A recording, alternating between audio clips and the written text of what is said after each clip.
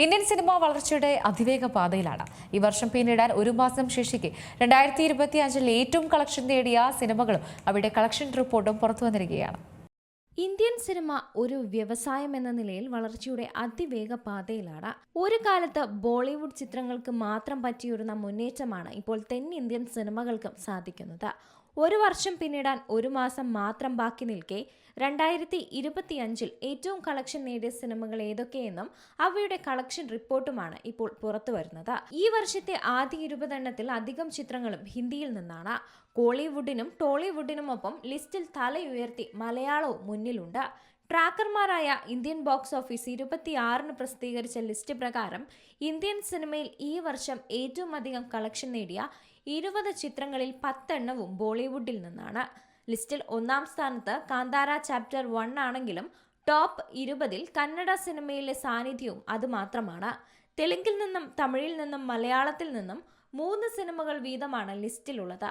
പട്ടികയിൽ ഒന്നാം സ്ഥാനത്തുള്ള കാന്താര ചാപ്റ്റർ 1 ആഗോള ബോക്സ് ഓഫീസിൽ നിന്ന് നേടിയിരിക്കുന്നത് 851.75 കോടിയാണ്.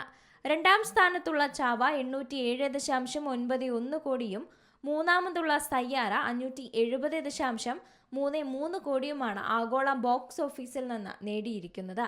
ലിസ്റ്റിലെ ആദ്യ തെന്നിന്ത്യൻ ചിത്രം 4-ാം സ്ഥാനത്തുള്ള തമിഴ് ചിത്രം കൂലിയാണ്. രജനീകാന്ത് നായകനായ ചിത്രത്തിന്റെ കളക്ഷൻ 518 കോടിയാണ്.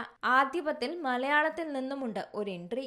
മലയാളത്തിലെ പുതിയ സൂപ്പർ ഹീറോ ഫ്രാഞ്ചൈസിയിലെ ആദ്യ ചിത്രമായ ലോക ചാപ്റ്റർ 1 ചന്ദ്രയാണത്. 303.80 കോടിയാണ് ചിത്രത്തിന്റെ ആഗോള കളക്ഷൻ.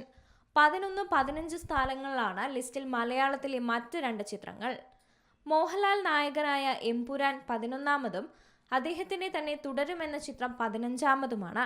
എമ്പുരാൻ 266.81 കോടി നേടിയപ്പോൾ തുടരും ആഗോള ബോക്സ് ഓഫീസിൽ നിന്ന് നേടിയത് 235.38 കോടിയാണ്.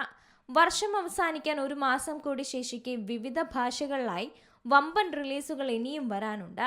അതിനാൽ തന്നെ ഈ പട്ടികയിൽ ഇനിയും മാറ്റങ്ങൾ വരാനും സാധ്യതയുണ്ട്.